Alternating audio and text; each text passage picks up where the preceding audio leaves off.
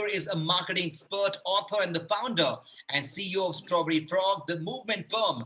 Scott Goodson has worked with the leaders of companies such as Mahindra, Google, Emirates, PepsiCo, SunTrust Bank, Trust, and Walmart.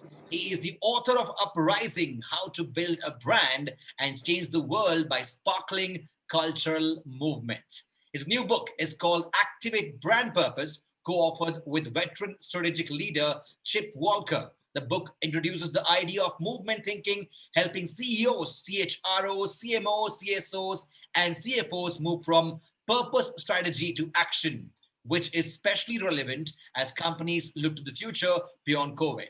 He joins us from the Big Apple and in New York. So good morning to you, Scott, and over to you. Good morning, everyone. Scott. And Scott, apologies for being late. No worries. Panel before me. So we're really looking forward to your session, your presentation. I've seen it privately, but I am not Scott. So when you present, you bring different energy. Congratulations to your book. I'm sure it will be the best session of the day. The number of things you've done in your life, if I had to say when I grow up, I want to be like someone, I want to be like Scott Goodson. Thank you so much, Dr. Batra. I appreciate being here. It's an honor. And I'm sure you've had some wonderful speakers. The last speaker, the Snapchat leader, was inspiring. I'd like to talk a little bit today about kind of where we are in the world. You know, we've been in our houses the last year, you know, with our families. We've been kind of locked away. And I'm sure a lot of us have tried to figure out, you know, what is the whole point of this all? And this is actually a good conversation to have with yourselves and with your management team, with the CEOs, the head of HR, the CFO, because we're really at a pivotal moment right now in the way we run business. I'm gonna put on a deck here so I can present some concepts. So please let me know if you can see this. All right, you see that deck? Hopefully soon, not yet, but hopefully very soon. Right now we see you and your background, but hopefully. Hold on a sec. I think I have to share my screen. There we go. Now I think we're. Yes, on. we're on. Activating purpose with movement thinking. Correct. Yeah. So I want to talk today about purpose, which I'm sure many of you are familiar with. But I want to talk about a bigger challenge that exists, which is how do you actually, once you figure out your purpose, what do you do with it? So I think, as I mentioned a minute ago, COVID is teaching us in this tough period right now that purpose actually means a lot. And that companies that are successful at activating their purpose are thriving through this really difficult time. We're seeing it here in the US. I mean, the US is a few months perhaps ahead of India in terms of dealing with COVID, but we're seeing the companies that have had a purpose, that have activated that during COVID, are actually doing significantly better than those that aren't. And, you know, over the last probably 5 years or so, there's been a lot of talk about finding your purpose. And this is because consumers are buying products, they're buying brands that have a strong purpose. Here in the United States, close to 90% of consumers that have been interviewed. We just did a study with 17,500 consumers. 87% of them said they would buy a brand that had a strong purpose, and 2/3 of those people said they would not buy a brand if their purpose did not align with their values. The younger you go, like millennials, the higher the number. The older you are, of course, it's not as strong, but still strong. And that's not just the consumer, that's also employees. You can imagine that what COVID has done is created a lot of uncertainty, it's created a lot of physical concerns. It's created issues with regards to mental health. People are very stressed out, being isolated in their homes, having, you know, women who are working mothers having to deal with their children who are at home, fathers who have other issues, and then of course financial issues that are compounded by this epidemic. So creating a lot of issues, especially for employees. So purpose will help leaders inspire and galvanize their employees and put them at ease with at least those three issues, but hopefully help them deal with other issues, which I'll talk about in the presentation as well. There are a lot of books out there that talk about finding your purpose. Many of you probably heard about a gentleman named Simon Sinek. He wrote a book called Finding Your Why. And there are a lot of books out there about how do you find a purpose. And purpose actually is not a new subject. I actually discovered it back in the 1990s. I was living in Sweden and I worked with a lot of big Swedish multinationals. And as we were launching those brands in the Nordic countries, consumers in the Nordics started demanding more of their companies. They wanted less packaging on the products. They wanted more women on boards. And therefore, we came up with this purpose approach back in the 90s. I read an article actually in about 96 by a gentleman named Jim Collins, who wrote an article in the Harvard Business Review. It was really the first article that kind of woke me up to what purpose meant. And it basically said that we need to find meaning beyond profit and power. And I dug into that and I actually found out there was a philosopher, former concentration camp victim, a survivor from Austria, whose name was Viktor Frankl. And I'm sure some of you are familiar with him. He talked a lot about in the late 40s and the early 50s about man's search for meaning and how, simply going to work, getting a job, that wasn't sufficient in finding meaning in your life. And if you extrapolate that to this article about Jim Collins, he applied that to business and he said, leaders that apply this idea to their business will actually lead a more successful company. Because if you only talk about money, if you only talk about gaining greater market share, greater power, you're really not realizing the full potential of what you can do on this planet. So people are searching for their why. What does purpose mean? Purpose is that higher meaning. Why does this company or this brand exist beyond profit or power?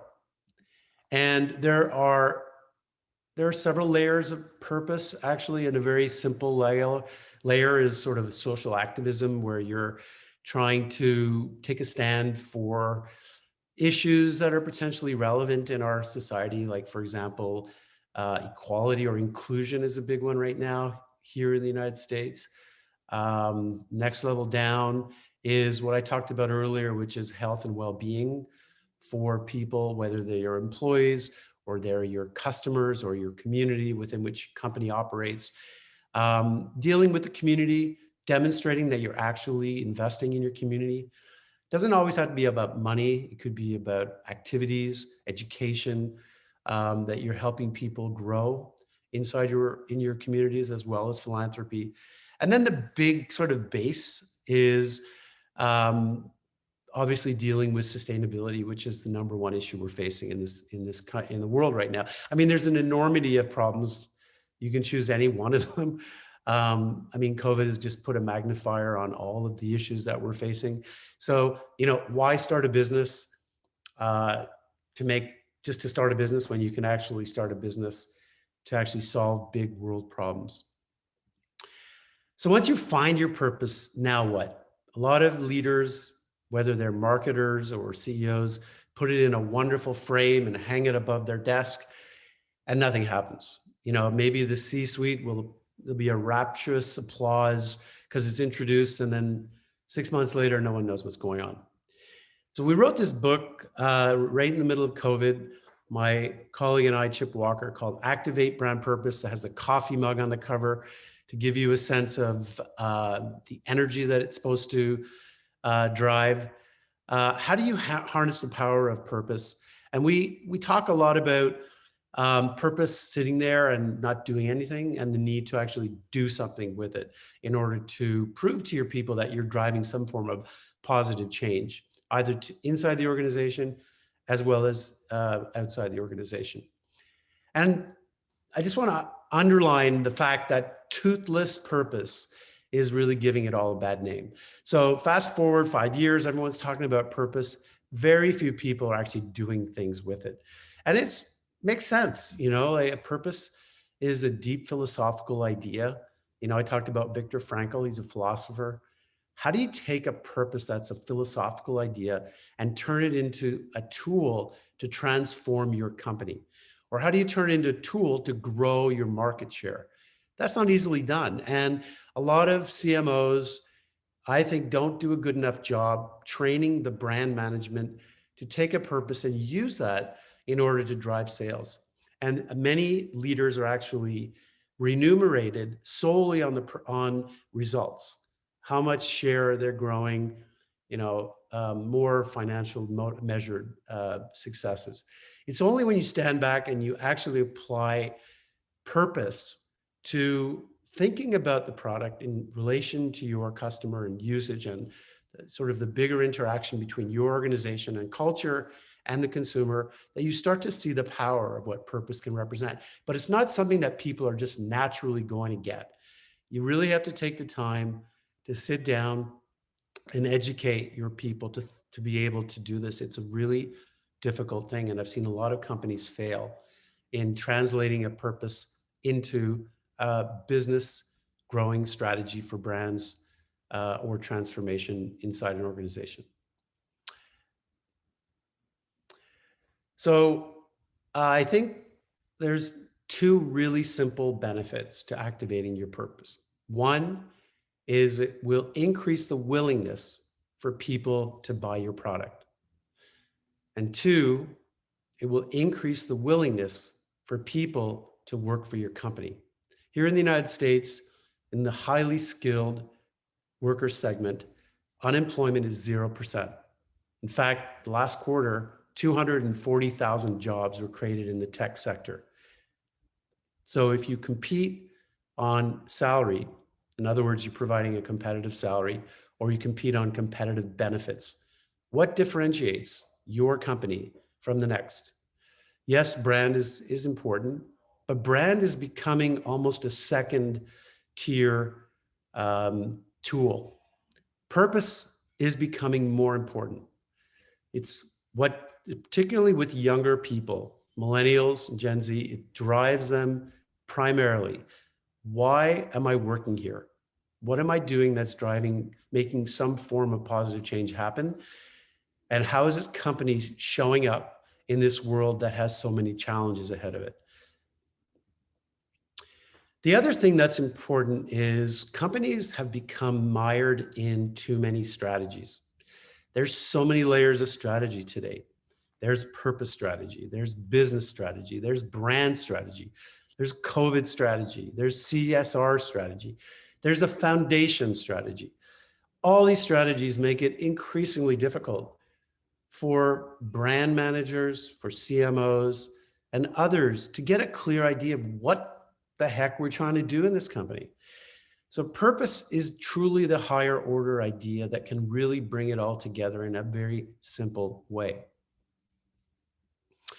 At StrawberryFrog, we have a purpose. We've had this since we started 23 years ago, and that is to use creativity for good, to create good work, good impacts for clients and for our teammates, and good in society. So when we look at our work with our clients, we think about that. How do we drive results? But more importantly, how do we do it in the context of driving some form of positive change?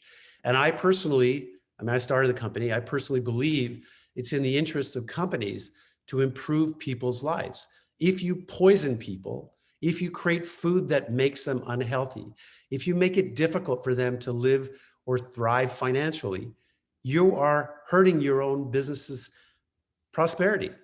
It's harder to bring in new customers. It's easier to treat your own customers well and help them live long, happier lives. So from a business strategy perspective, this is actually good for business to help society, the community, and the individual live and thrive.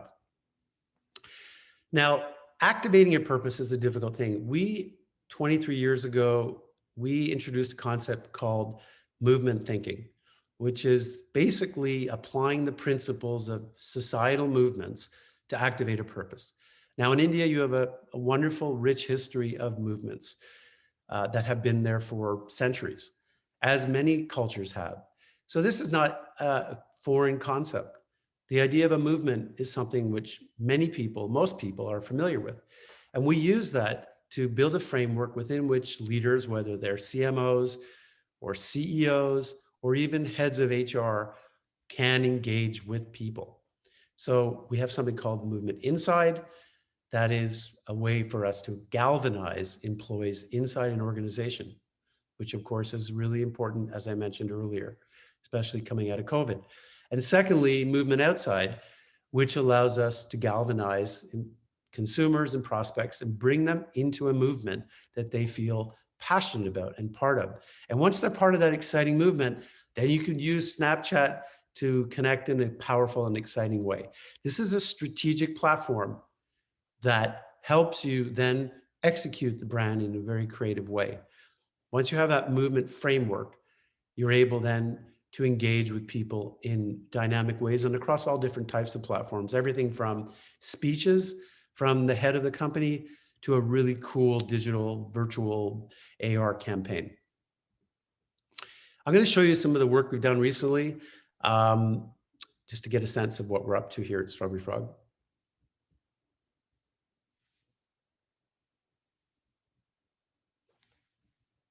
2, take 1. Wonderful. Amanda, this was amazing. All your different takes and everything. Great. Thank you, everybody. I can't believe you stared at Zoom with my face on it for like 7 hours. Best shoot ever. Are you kidding me? It's hard to hope, hard to cope with crisis. But while we might be all alone, we've never been more tightly tethered because we'll only weather this unknown together. So we get to work.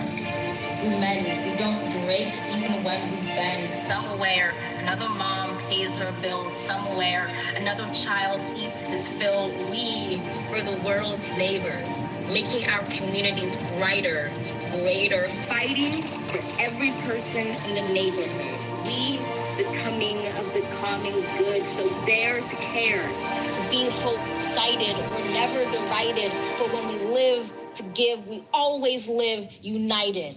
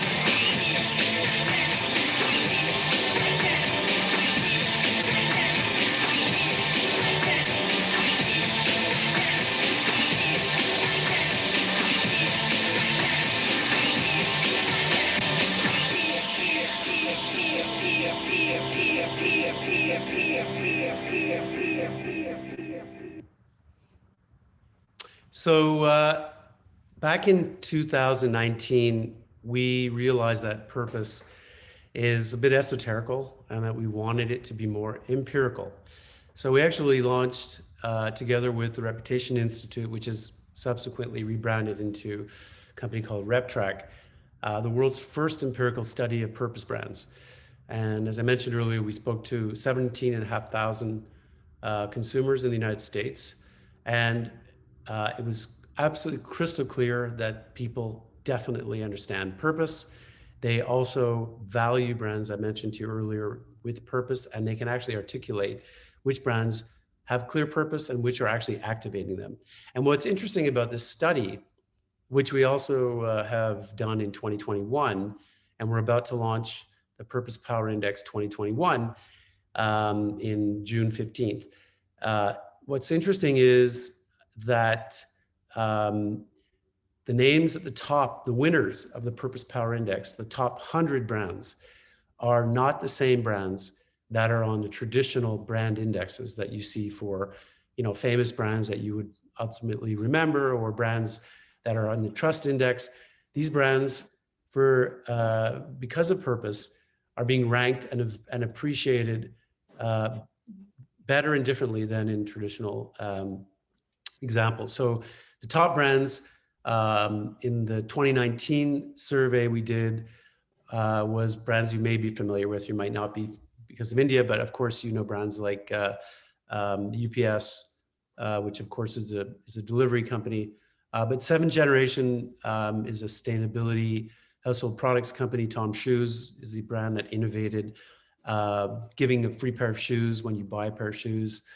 And REI is it's a sporting goods company that focuses on outdoor. It's a co-op and so forth. All these brands were highly regarded in the top 25 in the 100 top listings.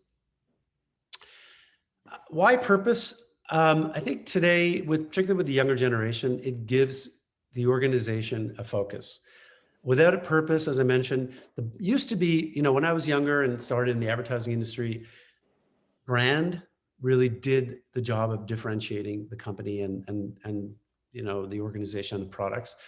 Now it's purpose. It really gives people a focus because it gives them an emotional connection, an emotional reason for being that goes beyond the brand and the product. That is about the company and about the best manifestation of what the product does, but the purpose is a deeper, more meaningful role that one has. And it often is about what's going on in our world, in our lives, in our families, among our friends, in our community. So it has a much stronger galvanizing force. The Harvard Business Review wrote an article back last fall, which was called Put Purpose at the Core of Your Strategy. And the core of that article was about a company in India called Mahindra.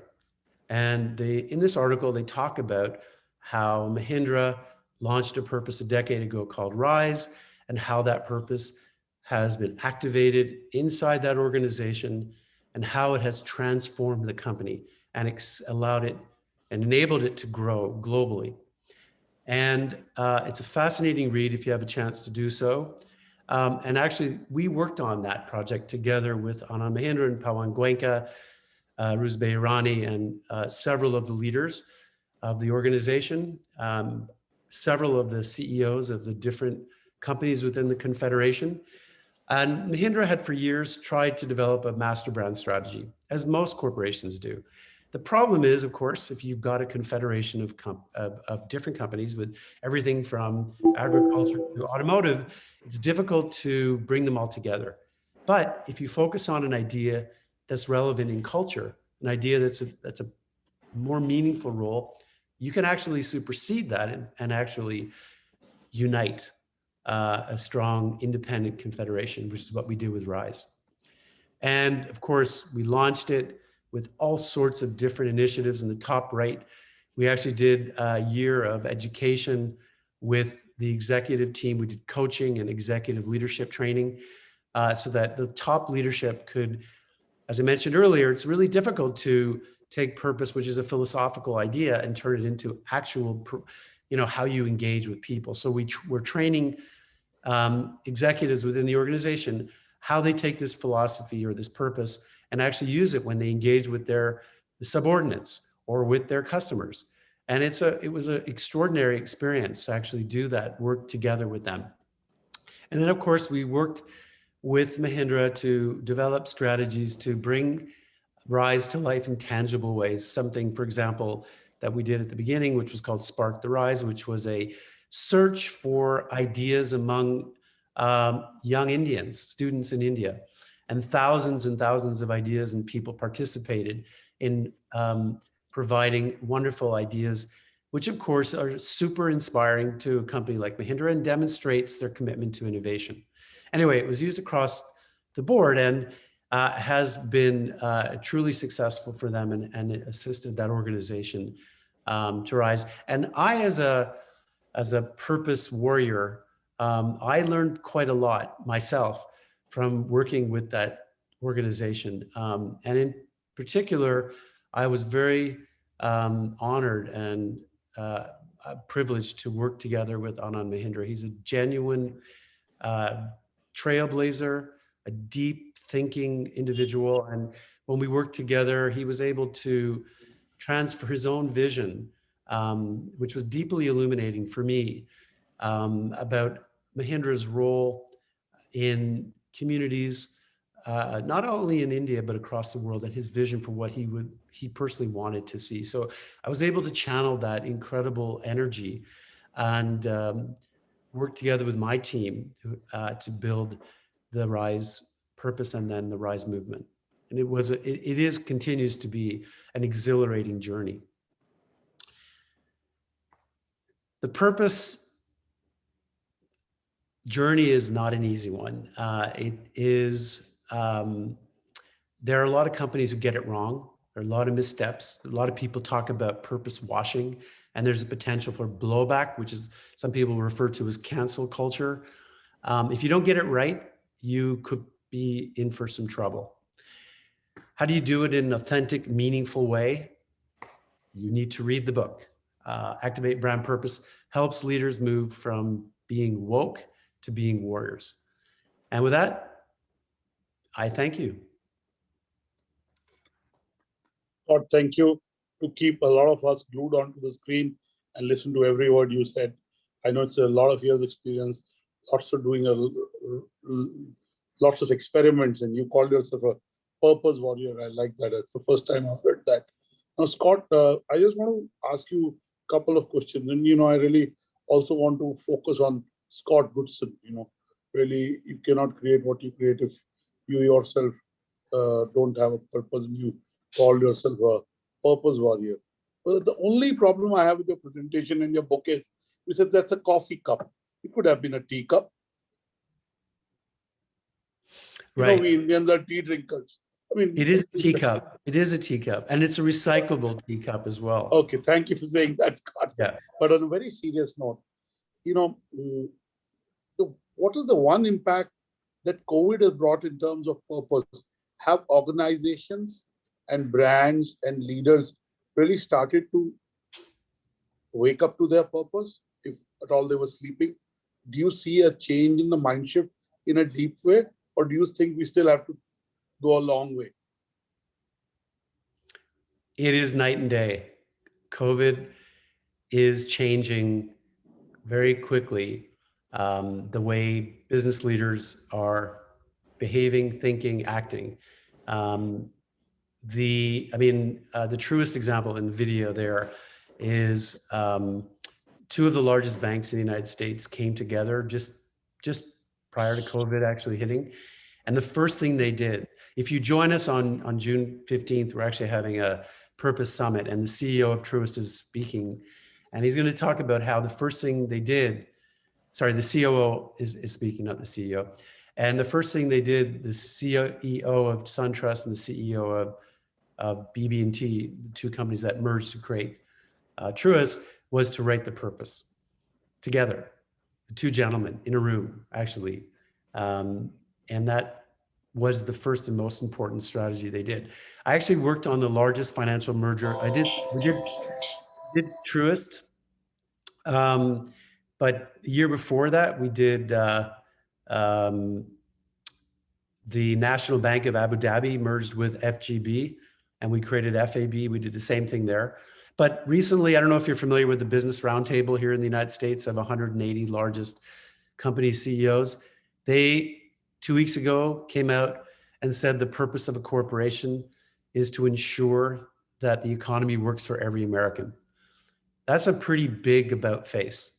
And what it's basically saying is that Milton Friedman, the acclaimed economist from the University of Chicago, had it wrong. It's not about shareholder value, it's about stakeholder value. And last week, the SEC launched a task force to ensure that all its members are living up to the ESG and sustainability commitments that the Biden administration has committed to. So people are taking it very seriously. And I think those companies that have a purpose, that are able to have an activation strategy, are going to thrive in this. I call it the purpose economy. We're coming out of COVID and we're living in the purpose economy now. I love the term, and I call it a 3C economy, Scott. One, it's a collaborative economy in the true way, on an individual level or a corporate level. Second, it is a compassionate economy. I think we all are more human than we were a couple of weeks back. And third, it is of course, a contactless economy. Everything we do is, I'm not talking social contact, but I'm talking physical contact. I'm still having a social contact. I was actually, just on that point, I was on Clubhouse last week with Professor Ranjay Gulati, who's he's Indian, but he's a professor, and he's a professor at Harvard University Business School, a brilliant man. And he had on the show a gentleman, his name is Glenn, who's the founder of Livongo, which is a company that he built around diabetes compliance, and he sold it for $4 billion. And he was talking about how he started the company because his son had diabetes. And I asked a question at the end of the session, which was, do you think that CEOs that have experienced suffering are more inclined to adopt a purpose strategy, or at least are they searching for a purpose more easily than those that aren't? And he said, yes, he thought so. And I think what you just mentioned is true, which is we're coming through COVID. All of us have been touched by it. And so all these leaders now realize that there is a higher role that we need to play. The challenge is what do you do once you figure you need a purpose, and you have your purpose?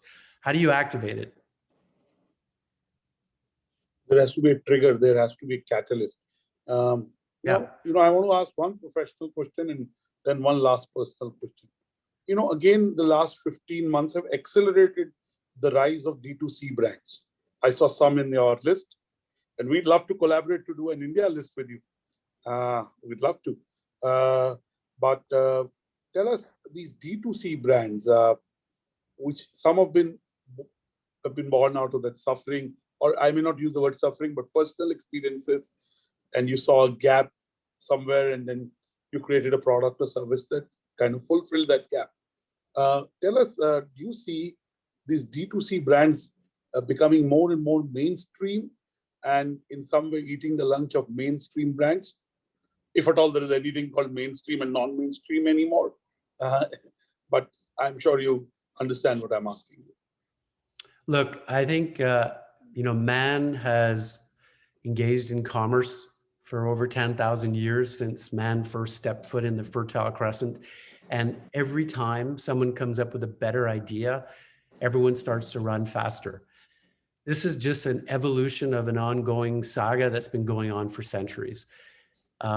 There's nothing new here. What is new is there are new startups that are coming, and they're finding new channels because, they're not legacy companies that have millions of customers that buy their product in traditional systems or structures. So these traditional companies are sitting there saying, uh-oh, now what? How do we become relevant? How do we find new channels? And that's what's happening. So yes, these new companies are disruptive. Yes, they are becoming mainstream. Yes, they're growing very quickly. And companies like Procter & Gamble or Unilever are scratching their heads and saying, oh my God, what are we going to do now? And, you know, Seventh Generation, which was the #1 purpose brand on the list, is owned by Unilever.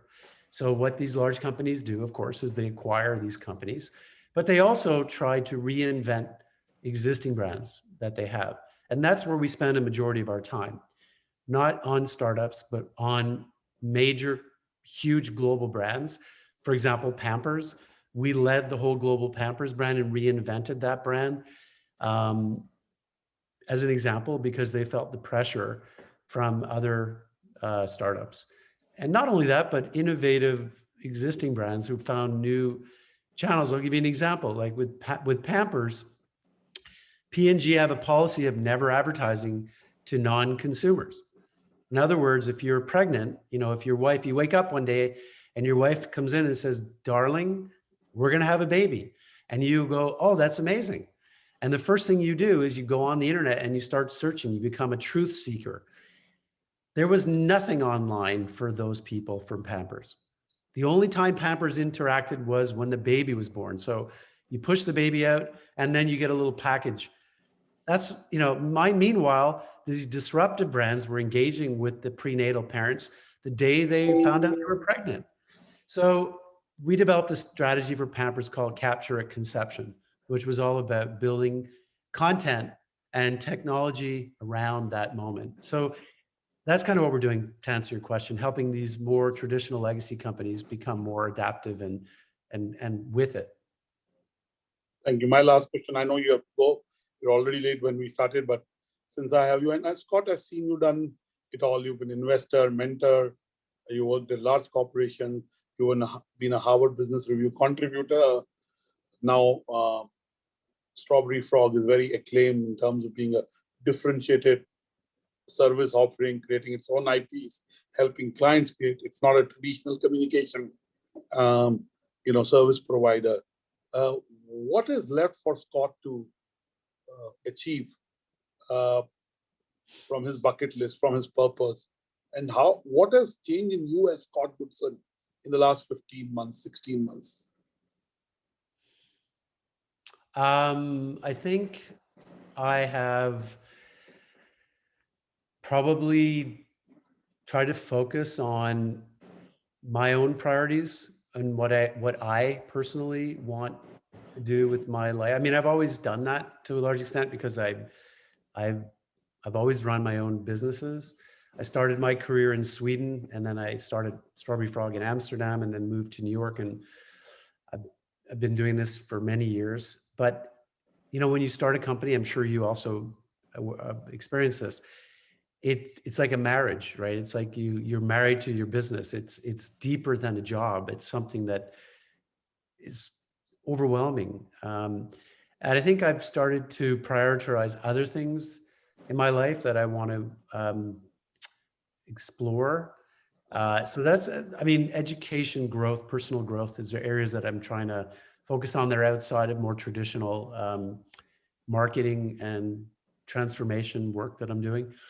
So that's my own personal situation. In terms of what I want to do, I'm really interested in innovation and entrepreneurism. I've been helping a number of different companies. One company I'm very proud of that I've been involved in from the beginning is a company called Courbet, which is a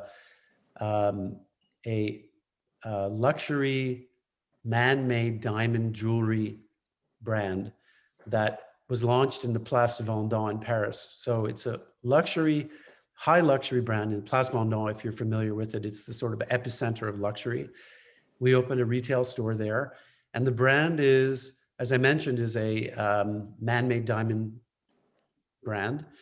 And man-made diamonds are valued the same as blood diamonds. So if you dig a diamond out of the ground and you manufacture a diamond in a laboratory, the value is the same. A diamond is a value carrying asset, much like gold or titanium. So we started that business.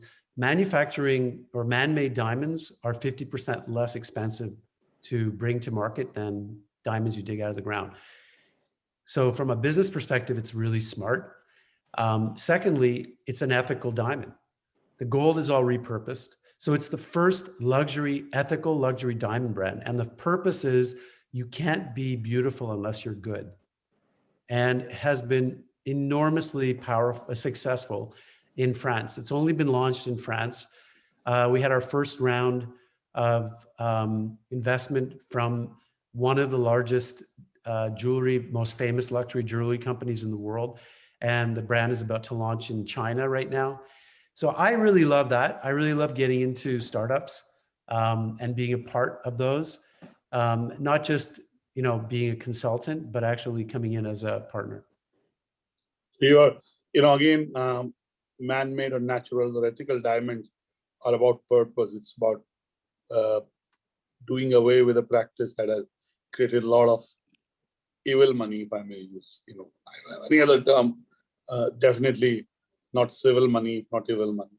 So clearly purpose and the power to make an impact and change the way things are done. Clearly, Scott drives you. We can see in your life journey, you've been an author. Maybe you should start making movies. Making movies? Yes. I've never really had that as my main passion, but I do have a dear friend who, her name is Indrani. I don't know if you're familiar with her. She used to be a supermodel and then she became Indrani Das Gupta. I'm not sure. She's only goes as from with her first name, but that might be it. But she's a terrific filmmaker, and we were actually working on a film project together a couple of years ago. I still think it's a magical idea about the power of women, but taking on aspects of mythical Indian. I don't know how to put this. She's the one who was born in Muscat, Oman. Right? I'm not sure. I don't. She's Indrani Das Gupta. So I've been working with her. I actually did a film for Mahindra called The Girl Epidemic, which was a short film that showcases the idea that when a young girl is born, it's treated as if it was like the COVID epidemic. And it's a very powerful film. If you go to YouTube and you Google The Girl I definitely watched Epidemic, you'll see that film we did a couple of years ago. Thank you so much, Scott. I'd love to chat with you, and I'm sure I'll get an opportunity another day. I look forward. I'd like to tune into your Purpose Summit on the 15th June, and maybe create something like that for in India, just for an Indian edition. So I'll set up a time with you post 15th. I'll attend the summit and maybe do an India list with us. Maybe create a Purpose Summit India. So life's about collaboration, and we'd love to have you in India, but we'll do it virtually for now. As I said, the life is about collaboration, contactless, and compassion. So thank you, Scott, for your presentation, for your thoughts, for the work you do, and making time for us today. Thank you once again. My gratitude to you, our gratitude to you. Keep doing what you do. It makes impact, and look forward to more interaction. Thank you so much. Thank you so much. Back to you, Mithun.